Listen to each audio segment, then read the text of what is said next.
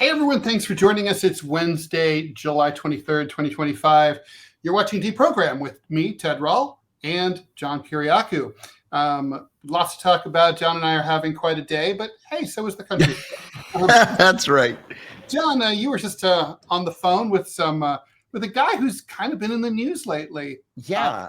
Maybe you want to tell us about it. I was asked at the last minute to appear on a show called Redacted on the Unified Television Network, not realizing that I was going to be asked to appear along with Congressman Thomas Massie.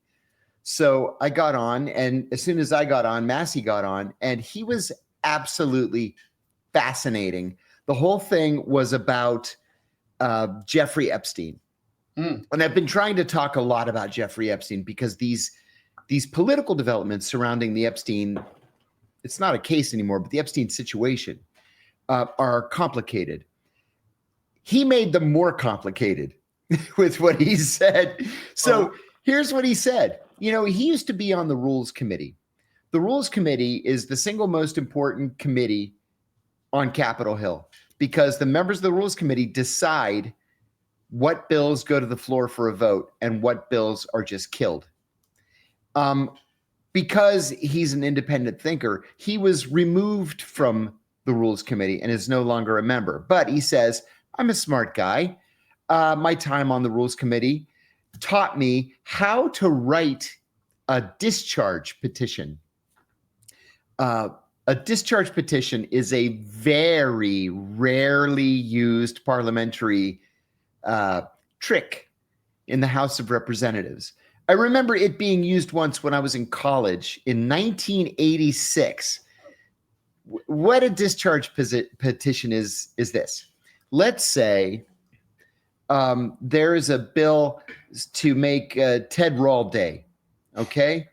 And most... Well, that would be unopposed. Obviously. Yeah, well, see, you'd think. So that's what I was going to say. Most people want a Ted Rall Day, right? But why not? But there's this one asshole on the Rules Committee who says, you know what? I don't like Ted Rall. He made fun of me in a cartoon one time, and I'm not going to allow this thing to go to the floor for a vote. So Congressman Kiriakou then writes up what's called a discharge petition. A discharge petition, if it gets a majority, that's 218 votes, forces the bill out of the Rules Committee, whether they like it or not, to the floor for a vote. Okay. So until 1933, you needed 25% of members of Congress to vote yes on a discharge. They changed the rules in 1933. So now you need 218 votes to force a bill to the floor. Thomas Massie just now said that he has a bill to force the administration to release every scrap of paper that exists related to Jeffrey Epstein to the public, including, you know, videos and hard drives and black books and files and emails and everything they have. And Mike Johnson, the Speaker of the House, said, oh, no, we can't do that. We can't do that. That's going to embarrass the administration. And the president has already said that there are no files. We can't contradict the president. So Massie went to Hakeem Jeffries. And Hakeem Jeffries says, you know what? I can guarantee you every single Democrat in the House of Representatives, meaning that Massie has to come up with 5 Republicans. He's one, that's 4 more. Marjorie Taylor Greene said yes. That makes 3 more. So he's in talks with the Freedom Caucus. That could be as many as 6 more, which would give him enough to discharge the bill from the Rules Committee. So what did Mike Johnson tell him today? Mike Johnson said, if you persist with this, I'm going to change the rules, which haven't changed since 1933. And I'm going to make it so that you need 2/3 of the members of the House of Representatives, not 50% plus 1. can he change the rules unilaterally, or does he need a vote? Like that, with the stroke of a pen. He can do anything he wants because he's the Speaker of the House. Another thing, too, Massie said, and this was so interesting to me, he wants to subpoena people in the Jeffrey Epstein orbit. Well, when I was a senior staff member on the Senate Foreign Relations Committee, I had subpoena power. You know, it's not something you want to do every day. It pisses people off to receive a subpoena. But if you have somebody that just refuses to testify, you have to issue the subpoena and then force them to come and testify before your committee. So Massie issued a whole bunch of subpoenas for all these different people to come before the House and testify as to their role in facilitating Jeffrey Epstein's crimes, or in not helping to end Jeffrey Epstein's crimes. So what happened? Mike Johnson changed the rules. And so now the only people who can issue subpoenas in the House of Representatives are Mike Johnson's attorneys.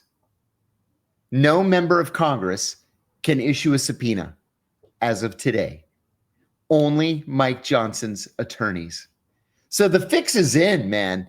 You know, we were saying day before yesterday when Johnson announced that he didn't want any votes on Epstein, so he's just going to shut down the House of Representatives until September so that there won't be any votes.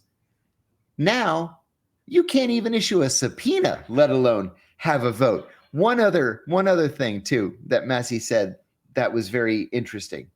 He said, despite this announcement that the House will shut down, it actually won't shut down because Johnson doesn't trust Trump to not make recess appointments.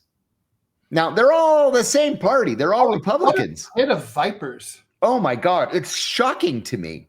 So Johnson came to an agreement this week. And folks, this is not reported in the media. This is breaking news from Thomas Massie's mouth. Johnson came to an agreement with John Thune, the majority leader in the Senate, that every 8 days they will gavel the House and the Senate into session and then immediately gavel it out of session. Okay, the whole process takes 5 seconds. This is like the guy in the bottom of the hatch on Lost who has to keep pushing the button to pushing the button. Going up. That's right. That's exactly what it is. So that way they're in recess, but they're really not in recess. That way they can't vote on Epstein, but Trump can't make any federal appointments. Shocking. Well, just in case you were bored, John, and I don't think you were, this just broke in the New York Times while you were talking to Thomas. AG Pam Bondi, this is the lead story in the Times right now, informed Trump in the spring that his name appeared in the Epstein files, according to 3 people with knowledge of the exchange.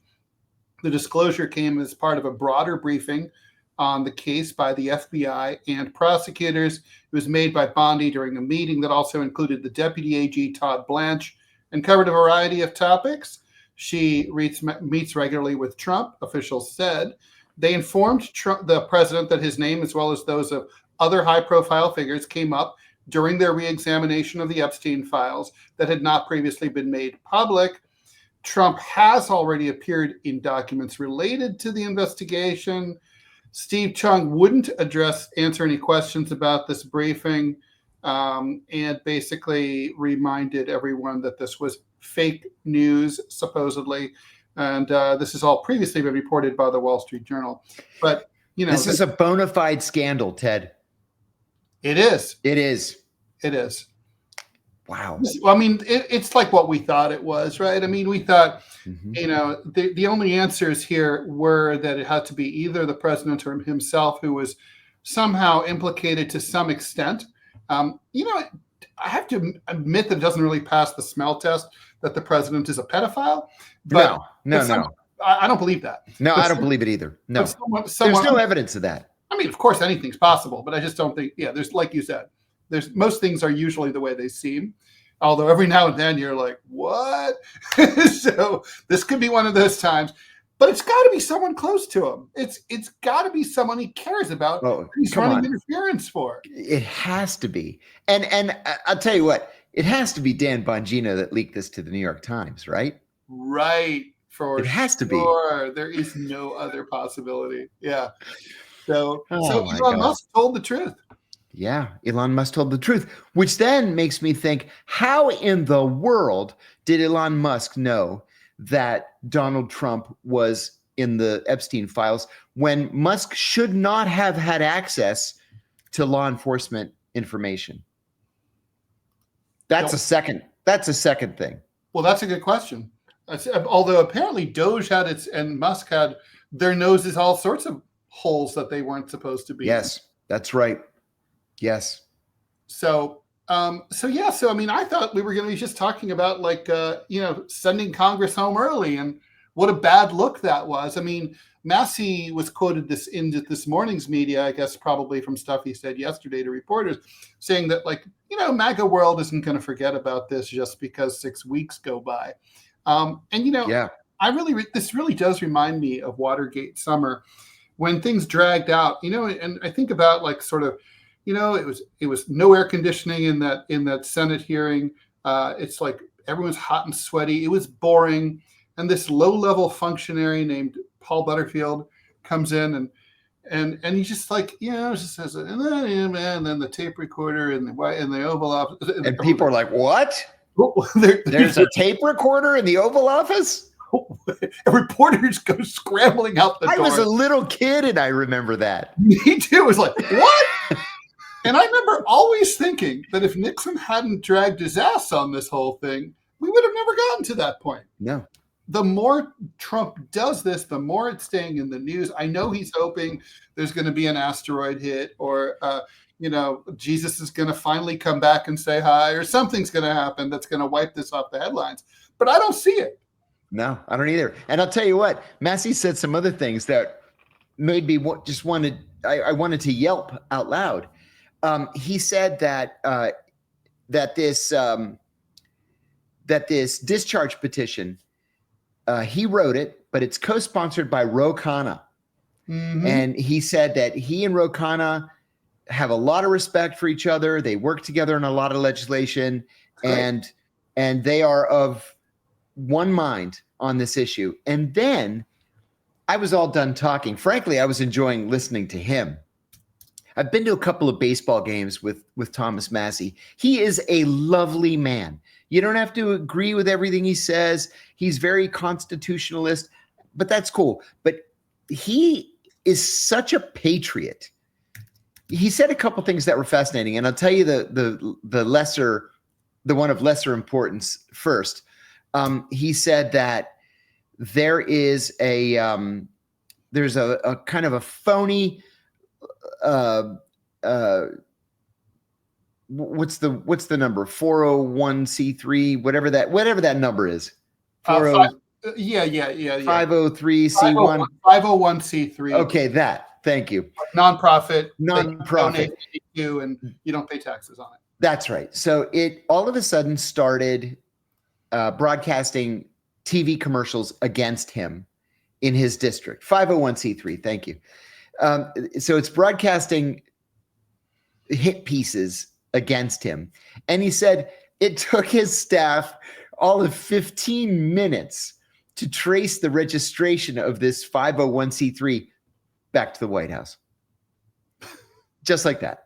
It's like, no, you can't do that. You're not supposed to do that. But this organization has spent, and it's called like the Make America Great Again Patriots, some stupid thing like that.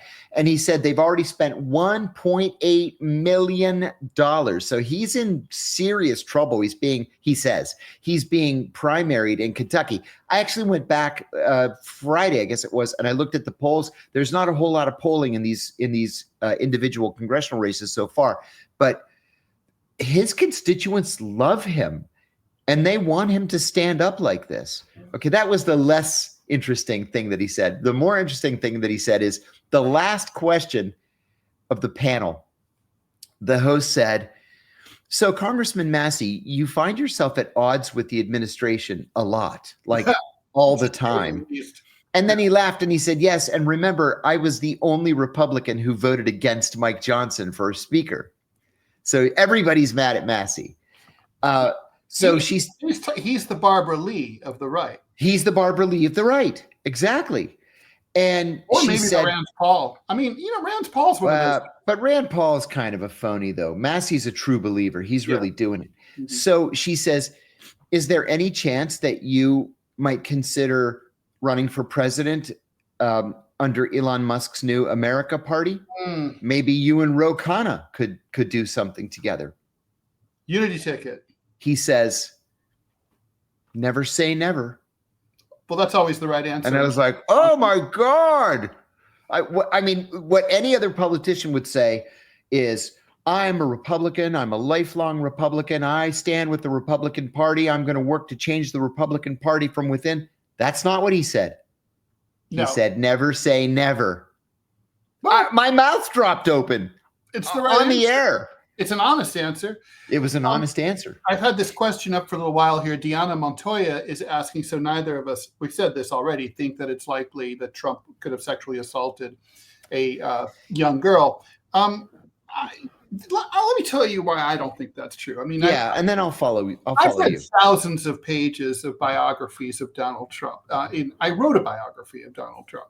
I don't recommend that you buy it. It's really not one of my best books. I mean, it's okay. I have better books if you want to buy one of my books.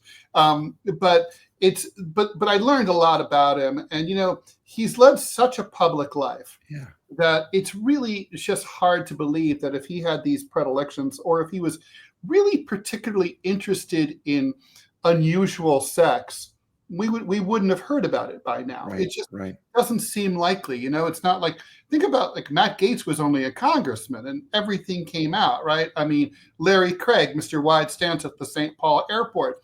Again, it's just a senator from Idaho. We found out everything. So with Donald Trump, who's, the most public person in the United States, and has been for decades, I think we would just know.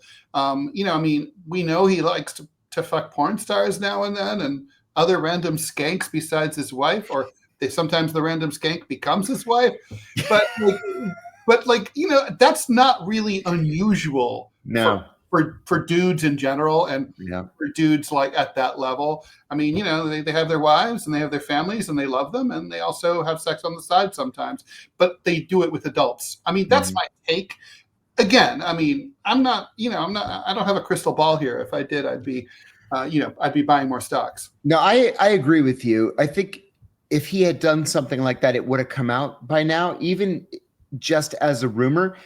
We also have the statement from Stormy Daniels that he was 100% vanilla, that there was nothing special or out of the ordinary. True. Yeah, he just was vanilla. He was the missionary man. Totally missionary. Yep. And he made that comment when he was still friendly with Epstein. He made that comment about, Jeff's a good guy, he's a fun guy, he loves women just like I do. He loves them young, but he loves women. Right. And I think there was a lot behind that statement. For sure. Yeah. I mean, here's the thing, too. I mean, we do live in a world where perhaps it would be nice if you knew about the sexual assault and pedophilia, that you might step up and try to stop it, or even report it to the authorities. But I suppose that's too much to hope for in this case. Right. So, but I mean, I think clearly. So now we have the speculation game. I mean, I'm not going to throw out names here, but we're all going to be wondering, who is Trump covering for? Is it one person? Are there multiple? Is there a multiplicity? Who is it and why? There's someone. There's got to be. There has to be, because otherwise this doesn't make any sense. If he had nothing to hide, he would have ordered the release of the information. He campaigned on ordering the release of the information.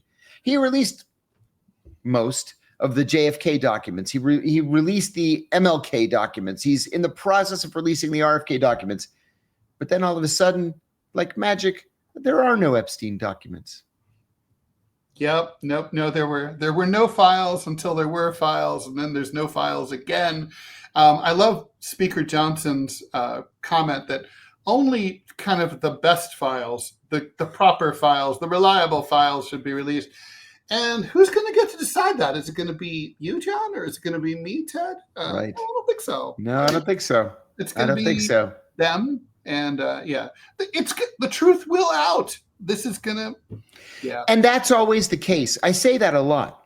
Sometimes it takes years, decades even, but the truth always comes out.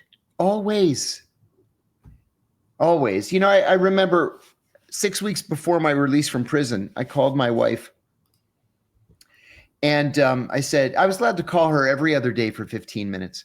So I said, how was your day? She said, it was great. And I said, really? It was great? Why was it so great? And she said, because the Senate torture report came out today and it proved that everything you said was true. So I had to wait from 2007 to December of 2015. It took 8 years, but my truth came out. This Epstein truth is going to come out, especially when you have people on the inside of the system who hate that it's not come out yet. Bongino's furious to the point where he's talking about quitting. Kash Patel is in a real situation right now where his reputation's on the line, and Donald Trump's only going to be president for 3.5 more years. And then what does Patel do? You got to be on the side of righteousness here. Otherwise, you're going to ruin yourself. Yeah. Shall we, are we ready to switch over to Gaza? Yeah. Wow. Bad things in Gaza, right? So it's hard to know where to start. I could start with Bret Stephens' rancid column in today's New York Times, where, again, he's turning cartwheels to de-define what's going on there as a non-genocide. And, you know, in a way, does it really matter what it's called? But it is. Words. It is a genocide. And it has genocide. Yeah. It does mean it. And he's like, and, you know, what's so funny is he actually quotes the UN definition of genocide. And, you know, he carefully analyzes it, and he ignores the whole or in part of that phrase. Yes. In part. You don't, I mean, one of the big justifications for not calling this genocide is to say, look at the Nazis. They wanted to kill every Jew. And that's not really true. Not really. No. They were trying to get most of them to leave, actually. Yes, that's right. And then, or also the Nazis didn't give warning or herd them into ghettos. Oh, wait, they did.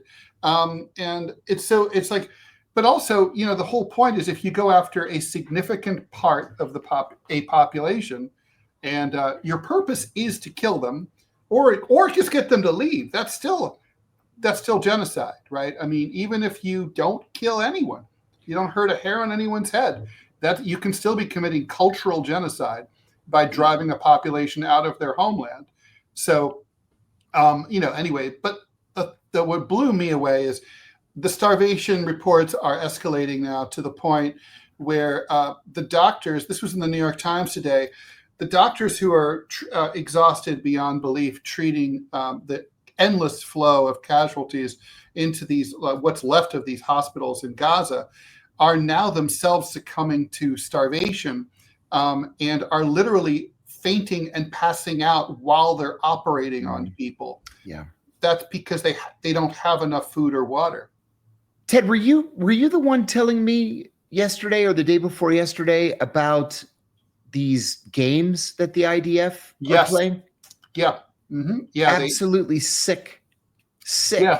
Where they literally say, the doctors report that the IDF literally, for fun, the snipers will be like, today is shoulder day. Let's shoot everyone in the shoulder.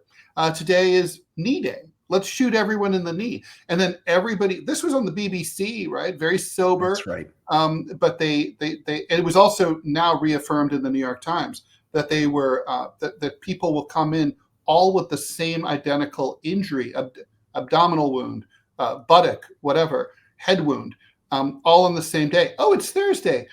The Israelis are, I mean, they're taking the piss. They're having fun. Yeah, they are. They're having fun. And listen, you've read the genocide statutes. I've read the genocide statutes. I Over don't and care. over. I don't care what your political positions are. Not you as Ted, but I don't care what people's political positions are. This meets all of the legal definitions of genocide. It is. It's a genocide. Period.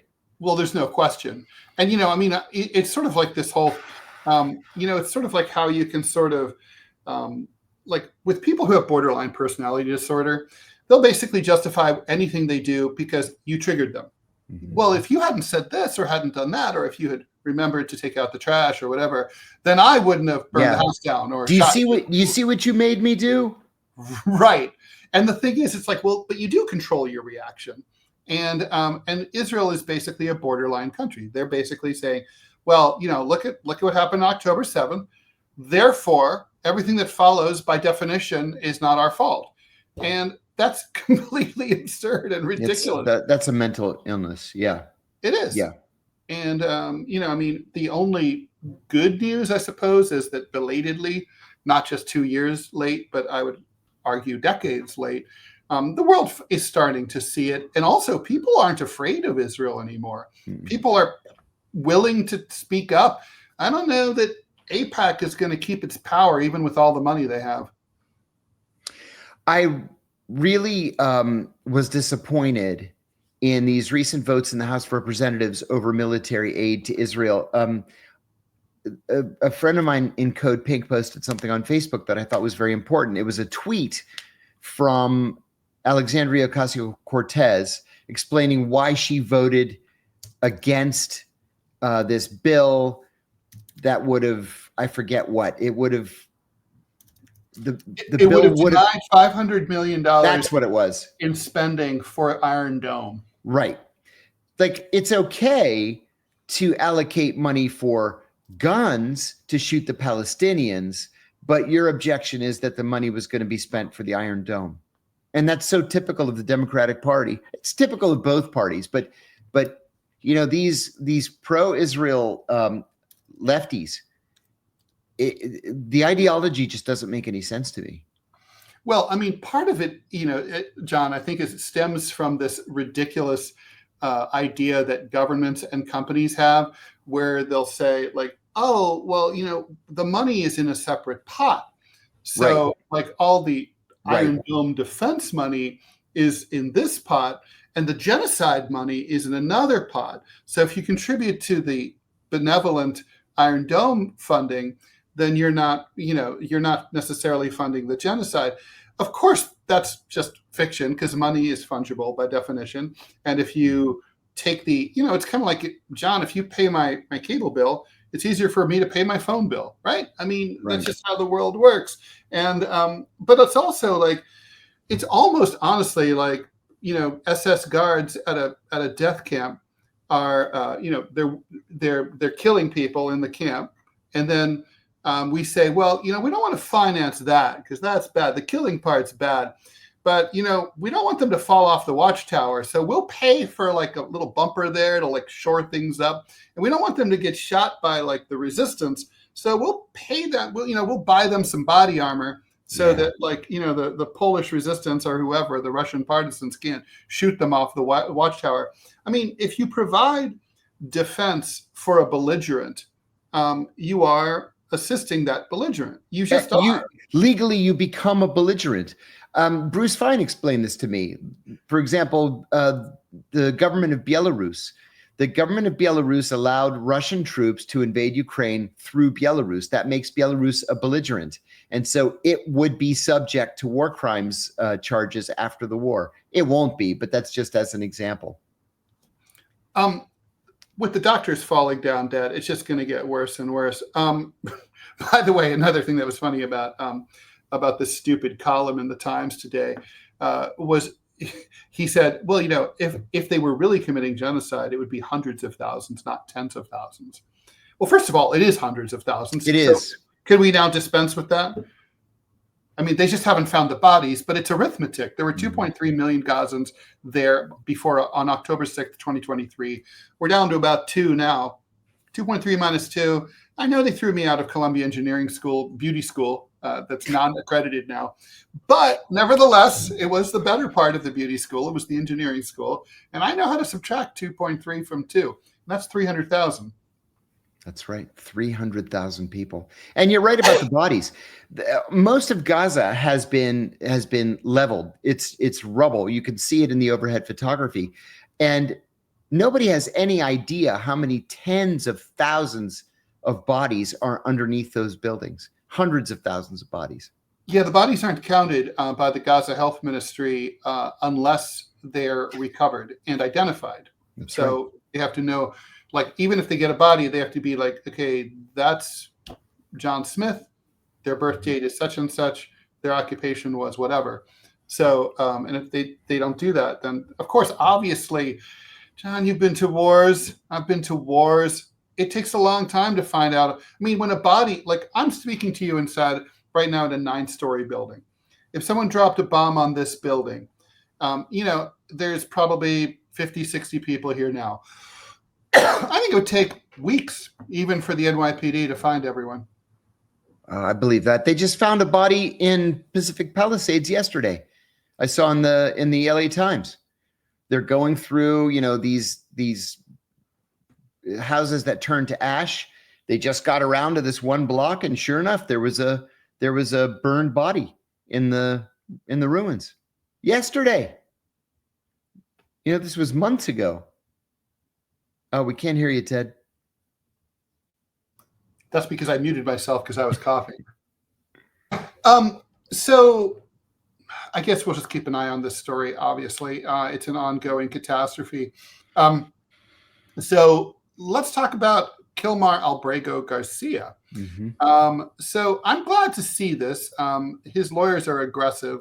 And yeah, this is, of course, the guy who was mistakenly, by all accounts, he is a green card holder, deported to El Salvador. There was a specific court order preventing that from happening, which ICE and the Trump administration either willfully or accidentally ignored, deported him anyway. Then they found out, and then they made all sorts of ridiculous maneuvers to try to prevent that. When they did bring him back, they came up with some charges that may or may not, of course, be good, valid charges, to say that he'd been involved in basically smuggling illegal immigrants and possibly working for MS-13.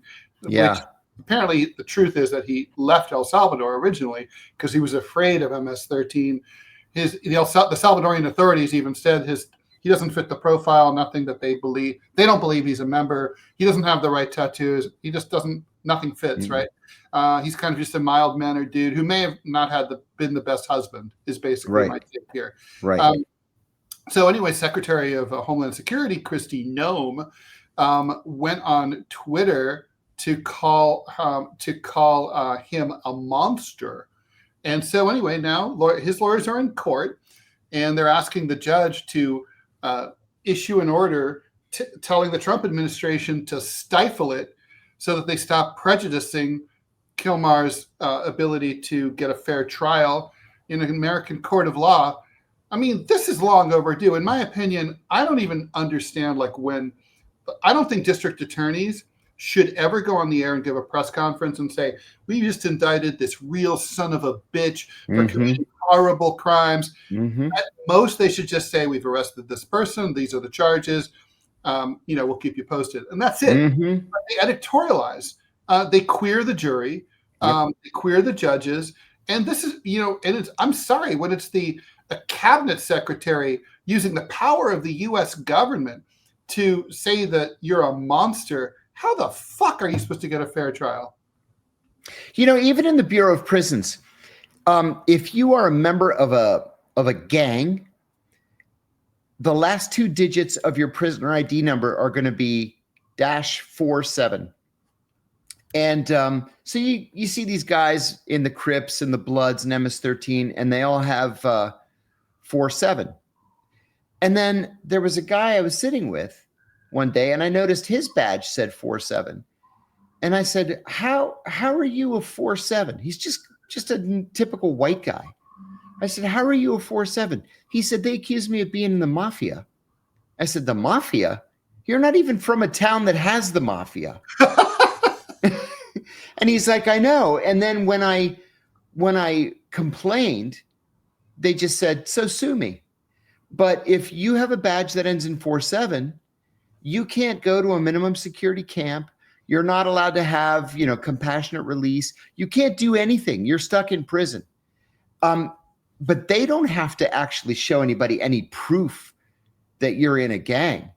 Once they say you're in a gang, that's it. It's done. You're in the gang, whether you like it or not. And that's what Kristi Noem is doing in this case.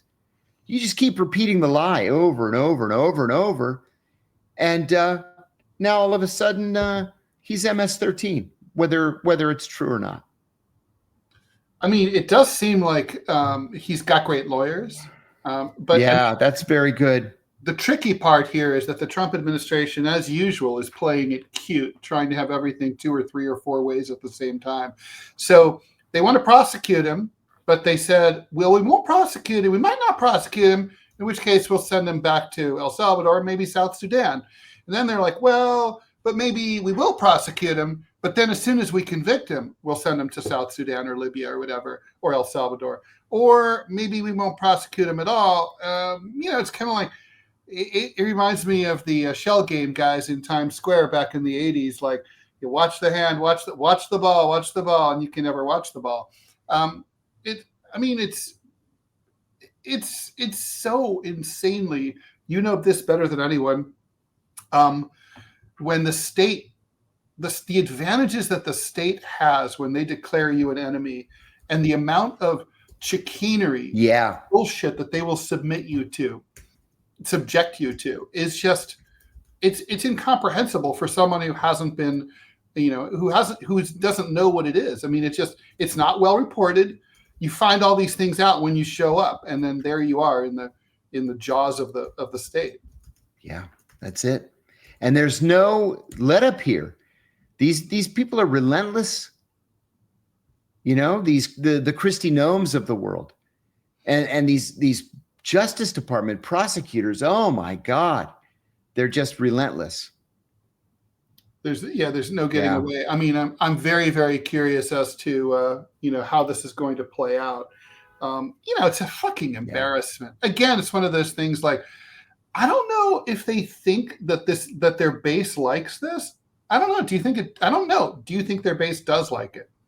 I think I think elements of the base probably do, but the thing is that they're going to vote for you anyway. They're going to support you anyway. So why keep pandering to them like this? Either lead or allow them to tell you on what issues they want you to lead. And to me, that's not leadership.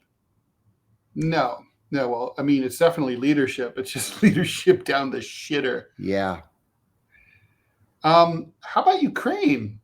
So America's famous favorite Democratic leader who leads the most streamlined democracy in the world. Yes. That doesn't have any opposition parties and very not religions and very not corrupt in any way. In no way, shape, or form.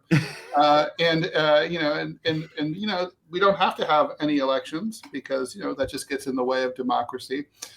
Anyway, there's a scandal now in Ukraine, and the bloom is off the rose. I suppose it's taken a lot longer than I would have expected it to. Yeah. I mean, Zelensky was really wildly unpopular before the war. And that sort of was all suppressed, and maybe there was genuine rallying around the flag in Ukraine. You would expect that. But now the opposition is getting brave. It's not easy to oppose the state in Ukraine. You may end up under house arrest or worse. It's a time of war, and they have martial law. So, they can literally just shoot you at a demonstration if they don't like you. So there's been large mass demonstrations opposing the regime because Zelensky basically put the kibosh on an anti-corruption campaign that was wildly popular and that people were really hoping to see happen. It reminds me a little bit of the kind of stuff that we've been seeing with the Epstein files here. It's just sort of like, we're not going to do that. Zelensky just like that doesn't really seem to have a good narrative here. No. I was asked by a reporter this morning if I thought that it was possible that we may be seeing the early stages of a coup, even maybe a CIA-backed coup. And I said, you know what? If this were a year ago, I would say no. But today I would say, sure, this could be the start of a CIA coup. It's not 1963 where, the CIA puts a bullet into the back of the head of the South Vietnam's president. But it could be the kind of coup where the U.S. ambassador and the station chief go to see Zelensky and say, all right, it's time for you to go. Pack your shit, get on the plane, and go to London. And then could it be a kidnapping thing like we did to what's his name from Haiti, Aristide? Oh, Jean-Bertrand Aristide. Took him to Central African Republic. Yeah, sure. We've Sure. just decided that you're going to go to the happiest Stalinist place in Central Africa. Mm-hmm. Just like that. Just like that. So something's afoot in Ukraine, and it's not good if you are a supporter of the Ukrainian government or of U.S. policy. I don't know what that means. I don't know either. You're the one. Weren't you trained in code, John? Yeah, I never did well with code. I preferred the disappearing ink. That was much easier for me. Seriously. Did they actually use that? No, not really. Yeah, they do. What, really? Uh-huh. But what you do is it's elementary school. You write a letter in regular ink, and then in between the lines, you write your secret letter in the disappearing ink. And so I don't even know if I'm supposed to be saying this, but then what you do is you send the letter, they put it into the solution. I forget what it was. I think it was hydrogen peroxide, maybe. And then the ink disappears and the hidden ink comes up. Oh, that's cool. Yeah, it's kind of cool. Yeah, and not really complicated. No. Not at all. It's like stuff that you can see at the Spy Museum in D.C. A fun visit. Totally a fun visit. Have you ever seen anything? It's expensive, but it's fun. Yeah, because it's a private thing. It's not a real museum. Unfortunately, right? So Houdini is asking Zelensky if there's a Russia-Ukraine ceasefire, because now the pressure's on him. He's agreed to get serious. And they're talking in the next couple of days. The US isn't invited, but Ukraine and Russia are going to talk. Yeah, so Houdini, it's my understanding that he actually owns real estate because he stole so much money. As president of Ukraine, he actually owns real estate in London, and he would likely go to London. And J-Rock makes a good point here too. I thought the CIA already did his coup. So this is the double coup. They didn't like the first coup. It didn't work out the way they thought, so they're going to try a different coup. Well, it's not hardly the first time in CIA history that there was buyer's remorse on the part of the agency, right? The coup and the counter coup. It's like you don't have to think about it that hard. If it doesn't go well, you just do it again. Mm-hmm. No big deal. No problem. That is it. Yeah, it's really crazy. Yeah, it's true. For people who are wondering what we're talking about, of course, we're talking about the 2014 coup. Some people would say it's not, but it fits it really does fit all of the requirements for a coup. So do you think that Russia and Ukraine are able to make any progress? I mean, the fighting, it seems to be, there's really just not a lot of movement. What movement has been taking place has been to the benefit of Russia, but basically the facts on the ground haven't really altered a hell of a lot. No. And this is the prime fighting season, right? The weather's good. The spring rains are over, so your tanks don't get bogged down in mud. This is where the two sides are supposed to be fighting like the most, so they can dig in time for winter. And it's just not happening. Both sides are tired. Both sides are running short on supplies, especially fuel. And I don't know. Who wants this more, the Ukrainians or the Russians? I don't know. Well, that's a good question, right? I mean, I think you and I probably would have agreed that Russia didn't really want this war. I mean, I haven't seen many belligerents wait 8 years to attack. Right. That shows a certain degree of patience, unless you're just a big procrastinator. It's like, I had other things to do. I finally got around to it. But now I feel like if I were Putin, I would feel like I was in a good place to negotiate. Oh, definitely. And so Yes. why not say, okay, let's talk, let's do this. I mean, Russia hasn't changed their demands at all. And I think they're all achievable, perhaps except for some random stuff like denazification, which is kind of, first of all, impossible for the Ukrainians to do, and also impossible to define, and kind of impossible to, that's got to be a throwaway, right? Demilitarization also has to be a throwaway, because that's ridiculous. That's right. So, but in terms of the territorial concessions, should not be that hard for Ukraine. I mean, I've always said to my friends who are pro-Ukrainian, like, in a way, this war fixed a problem that should never have existed in the first place. Yes. I mean, these borders were poorly drawn after 1991. Yes. And if you're Ukraine, do you want a hostile, restive population of ethnic Russians in Crimea that you basically have to suppress? Right. Exactly. These people in Crimea and in the Donbass are ethnic Russians. They speak Russian at home. Their faith is tied to the Russian Orthodox Church, not the Ukrainian Orthodox Church. They aren't Catholics in those areas. The Catholics are in the West. So what would Ukraine really be losing? They wouldn't really be losing anything. And then if part of the deal is this fast track to membership in the European Union, what's the downside? I don't see the downside. Just sign the deal. Yeah, let it go. Yeah. But somebody made a comment. Yeah, Houdini's right. Zelensky is an ethnic Russian. Somebody made a comment about the corruption.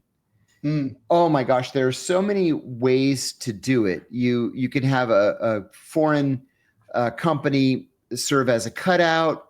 You can have, the money diverted directly into your Swiss bank account. When I served overseas, we saw it 9 ways from Sunday. It's not at all hard. Although Switzerland's not as good as it used to be. No, no. The Swiss will rat you out now. Now it's more like the Isle of Man, Luxembourg, Liechtenstein, the Guernsey, the Cook Islands, And I mean, and then old-fashioned cash, right? I mean, we know that skids of $100 bills left Afghanistan by plane. Yes. And if you just show up, and let's not, lest people forget, if you travel on a diplomatic passport, they don't search you. Yep. So you can bring vast amounts of whatever, drugs, guns, money. That is right.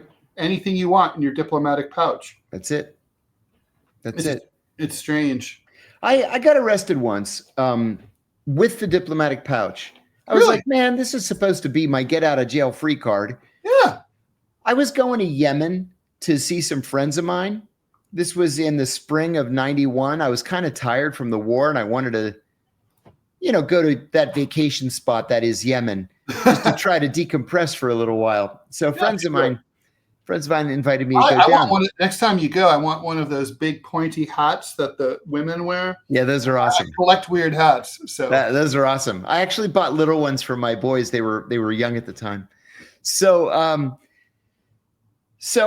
I was traveling from Riyadh through Jeddah to Sana'a, and one of the State Department communications officers asked me if I would take a diplomatic pouch with me, and it had some radios in it and some mail, just mail, right? So I said, sure, I'll take the pouch. So I took the pouch, and when I arrived in Yemen, they insisted on X-raying it, and I said, no, this is a diplomatic pouch. I'm a diplomat. I have my diplomatic credentials. I had the paperwork with the wax seal on it and all this stuff. And they were like, fuck that. And one of them pulled out his jambia, that curved dagger that they carry. Oh, wow. And he hacked the lead seal off the pouch. And I kept saying, I protest. You can't do this. I'm 26 years old. What am I going to say? So I didn't speak Arabic yet. I had taken 6 weeks of just Arabic familiarization. So they open up the pouch he reaches in, he pulls out this radio, and it was like an old-fashioned CB radio. And he says, "Jasus," one of the few Arabic words that I understood at the time. It means spy.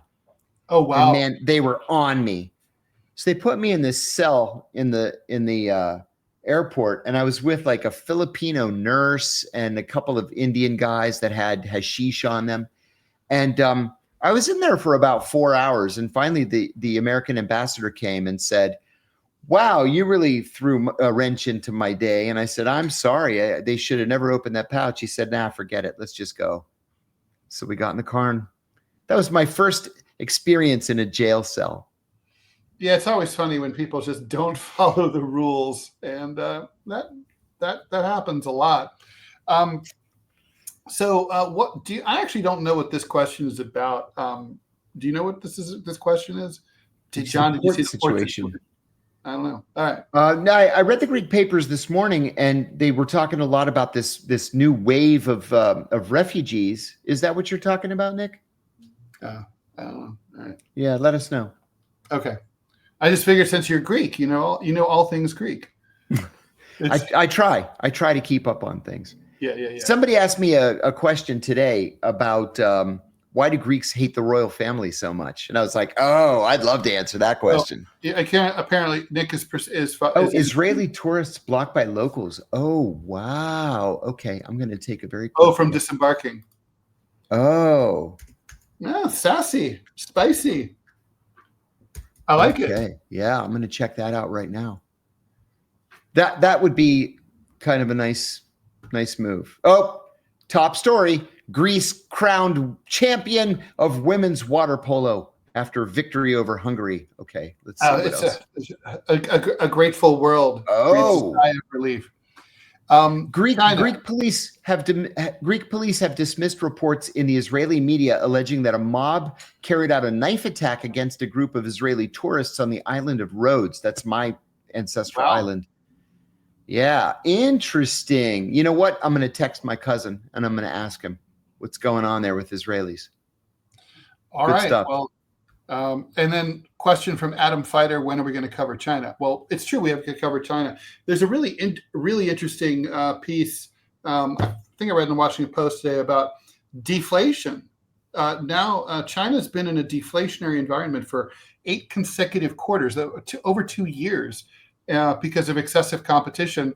So the authorities are stepping in, and basically they're going to start to regulate this so that there's fewer companies in the same sector. They're going to sort of, I guess the right wingers would say, they're picking winners in the free markets. Yeah. Okay. Right. Doesn't seem like a bad idea to me. I mean, if you have excessive competition and prices are getting so low that in the aggregate sectors are wildly profitable, but no individual company can stay afloat, you've got a problem. So yes, you do. All right. Well, we'll thanks for the suggestion, Adam. We'll thank you for that. Soon. I can't promise it'll be Friday, but it might be Friday. But we'll do it soon. Pretty crazy. Real quickly, I want to get to the bottom of some of these. Yes, Prince Philip was Greek.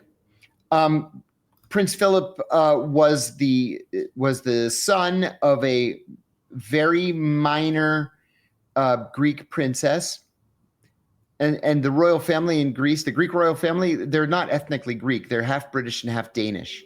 Huh. So we never, that's why we hated them so much. They were imposed on us by Queen Victoria. So Philip was born in the island of Corfu, Kerkyra in Greek.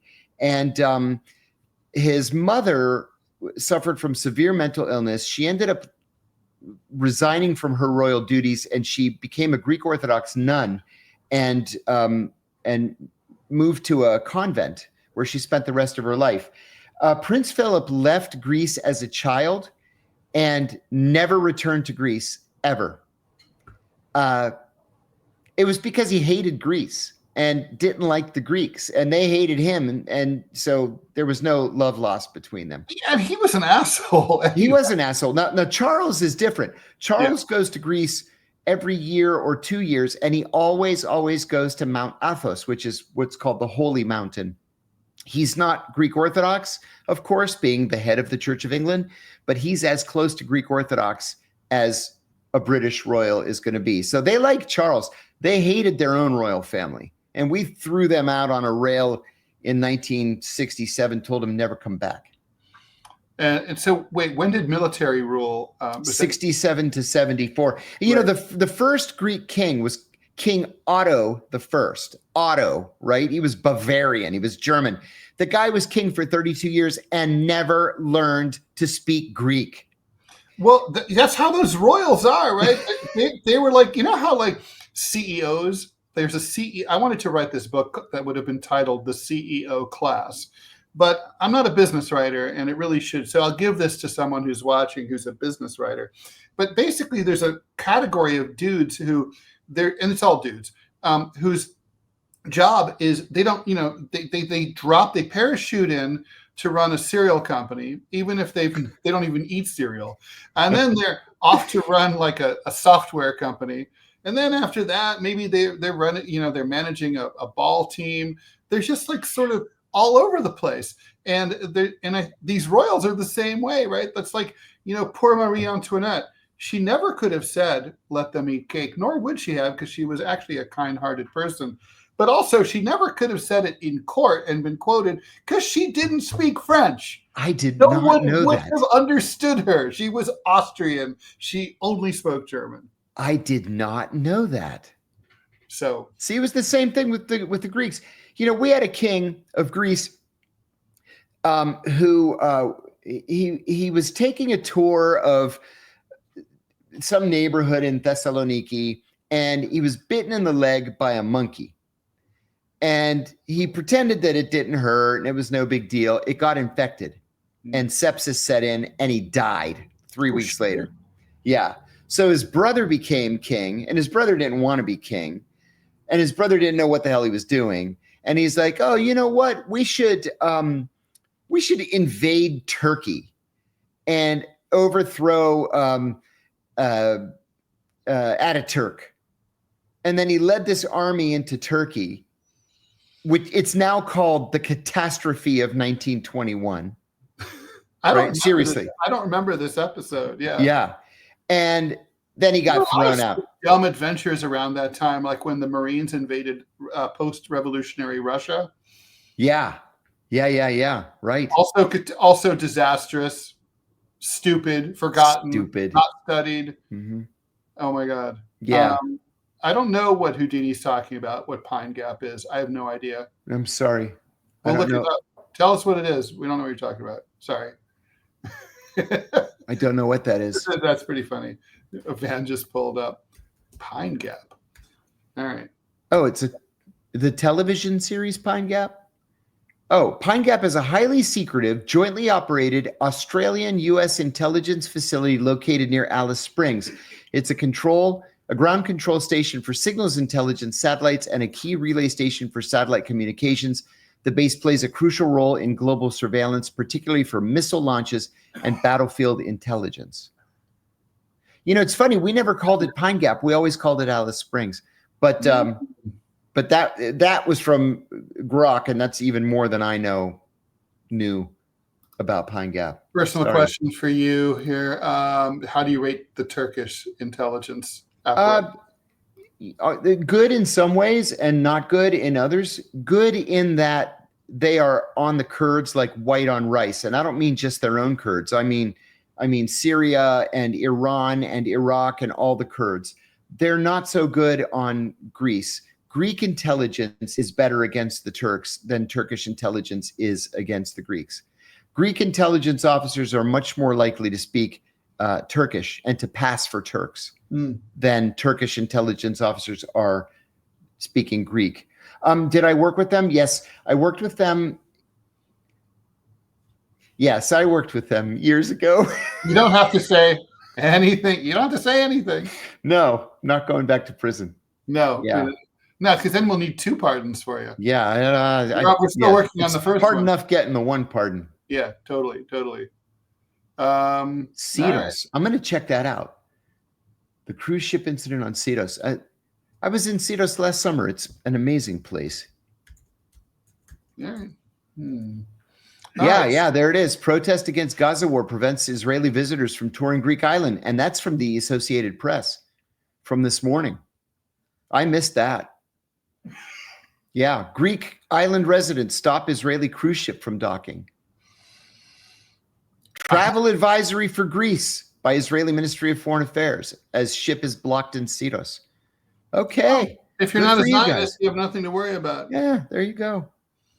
Good. All right.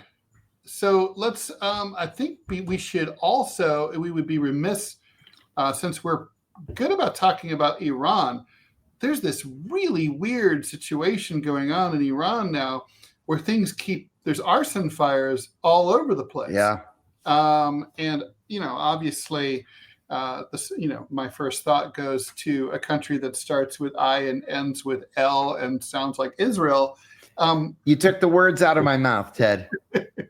But this is a problem in Greece every summer. The Turks come and light fires, and we have these catastrophic forest fires, wildfires. Really? Yeah. It's a problem. Like it's on purpose. Oh, yeah. They'll send operatives into the islands and just light the forests on fire in the middle of the night. And that the Israelis are watching the same media weather reports that everybody else is watching, that it's, 120 degrees Fahrenheit and in Iran, and it's a tinderbox because it's so hot and it's so dry.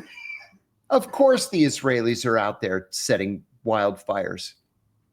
Absolutely. So do you think obviously there's no Israeli tourists, right? But in Iran, but they have lots of operatives. We've already established that. We know that the Iranians are infested with turncoats. Iranians who are obviously collecting, money from the Israelis. That's right. And they're paid to do this. And a lot of Afghan refugees, it turns out, that have taken Israeli money.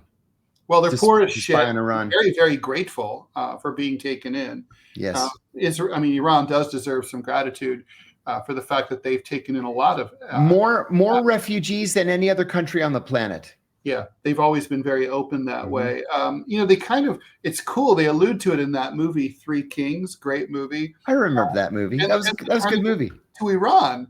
And, it's done without comment, but it's a very sly, politically and accurate, thing. Yes, for sure. I've crossed that border from Afghanistan to Iran, and you can tell it's, you get a sense of what a border feels like. Afghans like Iran. They're like, of course, obviously there's a huge cultural ties go back thousands of years. Yes. So we have these arson fires. It's psychological warfare, right? Are the Iranians going to be able to get I don't understand why the Mukhabarat, why don't they get down to the bottom of it and find out what the fuck is going on and stop all this shit? Yeah. Are they incompetent? Yeah, they are. And they're underfunded, and they're focused on domestic political rivals, and they're not focused on counterintelligence. How you can have thousands of people essentially acting as sleeper agents in your country in a time of war is a mystery to me. But there was an Israeli announcement yesterday, perhaps you saw it, saying that they were able to identify 1,000 Israeli citizens passing information to Iran, and that most of them were Iranian Jews living in Israel. Do you believe that? Yeah, I do actually. In that case, it might be ideological and not about money. It's not. Again, you took the words right out of my mouth. I think it is ideological in that respect. They're so upset about what's going on in Gaza. Mm-hmm. Exactly. The behavior, and of course, obviously, I bet they catch that community catches a lot of discriminatory bullshit. Yeah. On a day-to-day basis from the security forces. So, can say that again. Amazing.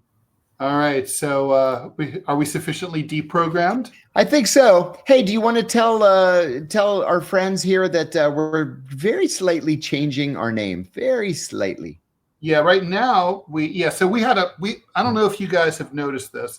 I imagine you have. When you go to search for us on YouTube, there's another thing called the DeProgram that comes up, and it's in the UK. It's a different show entirely, and sometimes it's hard to find us. It's very frustrating. Yeah. So I did what we all do in this day and age when we're trying to solve impenetrable problems. I asked AI what to do, and AI said that we should do what we're doing, which is we have officially changed the name to DeProgram with Ted Rall and John Kiriakou. Now, I graciously suggested that John's name go first, also alphabetical order, but then John pointed out that, like, because of the spelling issue with nobody can spell my name. No one can spell your name, so that's why my name is first. Thank you, Houdini. Yeah, I would have been happy to have you go first. Really, my pleasure. Truly. Yeah, I mean, I'm totally yes. Thank you, Houdini. Indeed, $5, much appreciated. Please, please, please, please, please like, follow, and share the show. It really makes a difference to us. It does. We are trying to make some money here, and if we get the search terms right, I think it's going to make a difference. But we count on you guys the most. We're here again Monday, Wednesday, Friday, 5 p.m. We're going to probably step it up to 5 days very soon, maybe in a week or two. But right now, it's Monday, Wednesday, Friday. So we'll see you Friday at 5 Eastern in the afternoon. And thank you so much for your support. Really appreciate you, and take care. Bye-bye.